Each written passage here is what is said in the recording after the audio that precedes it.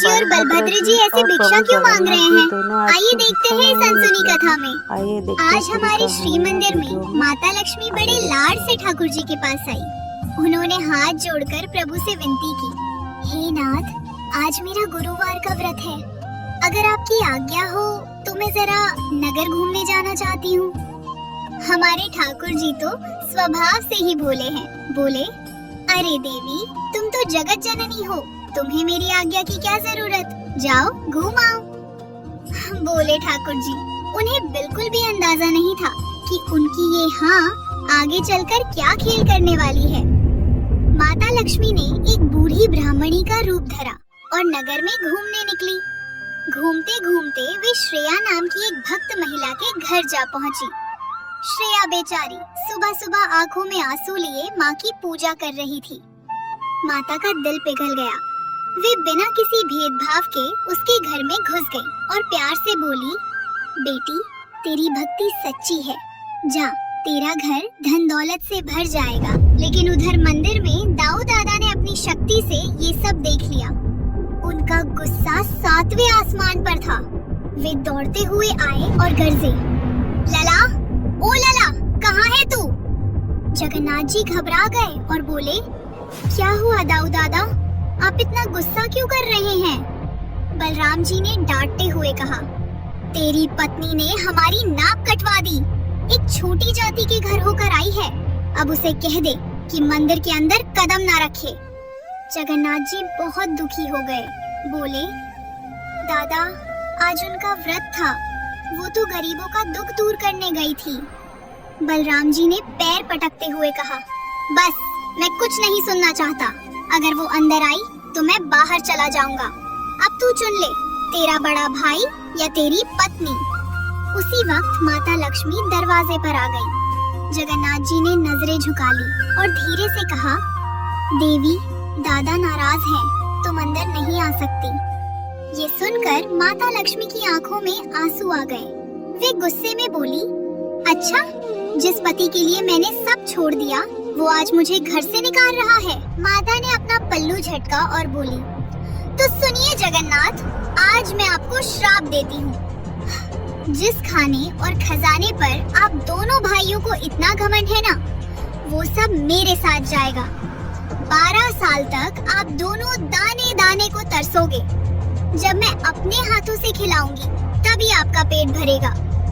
इतना कहकर माता वहाँ से चली गई। वे सीधे समुद्र किनारे पहुँची और विश्वकर्मा जी से बोली, मेरे लिए यहाँ एक ऐसा महल बनाओ जो मंदिर से भी सुंदर हो। इसके बाद उन्होंने वेतालों को बुलाया और हुक्म दिया, जाओ, मंदिर खाली कर दो। राशन, पानी, गहने और वो गद्दे भी उठा लाओ जिन पर वो दोनों भाई अकड़ कर सोते हैं। वेताल डरते हुए बोले, माता, अगर प्रभु जाग गए तो? माता आराम से बोली, फिक्र मत करो, मैंने निद्रा देवी को वहाँ भेज दिया है। अगली सुबह जब दोनों भाई सोकर उठे तो नजारा ही कुछ और था। बलराम जी ने अपनी कमर पकड़ी और चिल्लाए, अरे लला, ये मेरा पलंग कहाँ गया? हम जमीन पर क्यों पड़े हैं? जगन्नाथ जी ने चारों तरफ देखा, मंदिर खाली पड़ा था। वे मुस्कुराए और बोले, दादा, लक्ष्मी गई तो सब ले गई। बलराम जी ने मुंह बनाया और कहा, जाने दे, एक औरत के जाने से हम भूखे थोड़े ही मरेंगे। हम मर्द हैं, अपना खाना खुद बना लेंगे। चल रसोई में। वे रसोई में गए, पर डिब्बे खाली थे। बलराम जी हैरान रह गए। बोले, अरे, भंडार घर देख। जगन्नाथ जी ने कहा, दादा, वहाँ तो चूहे दौड़ रहे हैं। प्यास लगी तो तालाब पर गए। बलराम जी बोले, थोड़ा पानी ही पी लेते हैं। पर जैसे ही झुके, पानी सूखकर कीचड़ बन गया। शाम तक भूख से दोनों का बुरा हाल हो गया। बलराम जी थक हार कर बोले, चल लला, अब तो भीख मांगना ही पड़ेगा, भेष बदल ले। फटे पुराने कपड़े पहनकर दोनों भाई नगर में निकले। दरवाजा खटखटाकर बोले, माई, 2 भूखे ब्राह्मण हैं, कुछ खाने को दे दो। पर माता सरस्वती ने लोगों का दिमाग फेर दिया था। लोग उन्हें भगाने लगे। भागो यहाँ से, तुम तो चोर लगते हो। एक जगह किसी ने चावल दिए तो बर्तन गायब हो गया। एक योगी से फल मांगा तो उसकी टोकरी खाली हो गई। योगी ने डांट कर कहा, अरे भागो, तुम तो लक्ष्मी के दुश्मन लगते हो। तुम्हारे साए से मेरा फल भी गायब हो गया। जाओ उस समुद्र किनारे वाले महल में, शायद वहीं कुछ मिल जाए। गिरते पड़ते दोनों भाई उस महल तक पहुँचे। वहाँ दासियाँ खड़ी थीं। बलराम जी ने विनती की, देवियों, हम बहुत भूखे हैं, कुछ भीख दे दो। दासियाँ हंसकर बोली, शक्ल देखो इनकी, चोर कहीं के। बलराम जी ने अपमान का घूंट पिया और कहा, देखो, हमें पका हुआ खाना नहीं चाहिए, हम ऊंची जाति के हैं, बस कच्चा सामान और लकड़ी दे दो, हम अपना खाना खुद बना लेंगे। सामान मिल गया, दोनों ने चूल्हा बनाया। बलराम जी बोले, लला, तू सब्जी काट, मैं आग जलाता हूँ। पर चमत्कार देखिए, माचिस घिसते घिसते तीलियां खत्म हो गई, पर आग नहीं जली। चारों तरफ सिर्फ धुआं ही धुआं था। धुएं से बलराम जी की आंखें लाल हो गई। भूख के मारे उन्होंने हांडी पर लात मारी और रो पड़े। वे बोले, धत तेरे की, नहीं पकता हमसे। ओ लला, मैं हार गया। जा कह दे उस मालकिन से, जैसा भी खाना है दे दे, अब ये नखरे नहीं होते। तभी माता लक्ष्मी ने सोने की थालियों में 56 भोग सजवाकर भेजे। दासी बोली, ये छोटी जाति के घर का खाना है, खाओगे? दोनों भाई एक साथ बोले, हाँ हाँ, लाओ, सब खाएंगे। जैसे ही पहला निवाला मुंह में रखा, बलराम जी रुक गए। वे भावुक होकर बोले, लला, ये स्वाद, ये तो।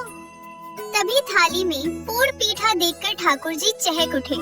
दादा, ये तो मेरी लक्ष्मी के हाथ का स्वाद है। खाना खाकर जब बैठे तो दासी पान लेकर आई और पूछा, महाराज, आपकी पत्नियां नहीं है क्या, जो ऐसे दर दर भटक रहे हो? जगन्नाथ जी ने भरी आंखों से कहा, थी तो सही, पर मैंने बेवकूफी में उसे निकाल दिया। सच कहूँ तो लक्ष्मी बिना नारायण भी भिखारी है। तभी पीछे से आवाज आई, तो अब अकल आई? दोनों झट से पलटे। सामने साक्षात माता लक्ष्मी मंद मंद मुस्कुराते हुए खड़ी थी। बलराम जी, जो भूख से बेहाल थे, दौड़ कर गए और हाथ जोड़कर बोले, अरे देवी, तुम चाहो तो मेरे कान खींच लो या मुझे मुर्गा बना दो, पर अब हमें छोड़कर मत जाना। मैं समझ गया, घर की स्त्री ही घर की असली दौलत है, और कसम से आज के बाद तुम जहाँ जाना चाहो जाओ, मैं मुंह पर ताला लगा लूंगा। बस अब कुछ खाने को दे दो। जगन्नाथ जी ने भी प्रेम से हाथ बढ़ाया और बड़े लाड से बोले, देख लिया प्रिय, शेर जैसा मेरा भाई आज भीगी बिल्ली बन गया है। तुम्हारे बिना वो सोने का सिंहासन भी मुझे कांटों जैसा चुभ रहा था। चलो अब और मत तड़पाओ, घर चलो। लक्ष्मी जी ने नखरे से अपना पल्लू सही किया और तिरछी नजर से बोली, इतनी आसानी से नहीं प्रभु, अभी तो आप कह रहे थे कि हम मर्द अपना खाना खुद बना लेंगे, तो फिर मुझे क्यों बुला रहे हैं?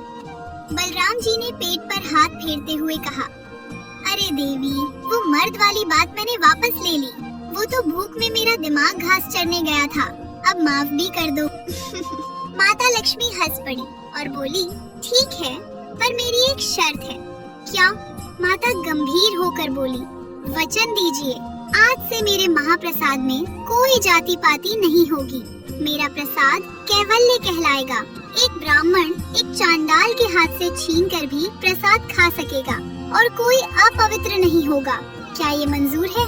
जगन्नाथ जी और बलराम जी ने एक साथ हाथ उठाया और हंसते हुए बोले, हमें मंजूर है देवी, 100 बार मंजूर है। और बस ठाकुर जी अपनी रूठी हुई लक्ष्मी को मनाकर गाजे बाजे के साथ वापस मंदिर ले आए। बलराम जी सबसे आगे नाचते हुए जा रहे थे, क्योंकि उन्हें पता था कि आज फिर से 56 भोग मिलने वाले हैं। हाय फ्रेंड, अगर मेरी ये भक्ति वीडियो आप लोगों को अच्छी लगी हो तो प्लीज़ चैनल को लाइक, शेयर एंड सब्सक्राइब कर दीजिएगा।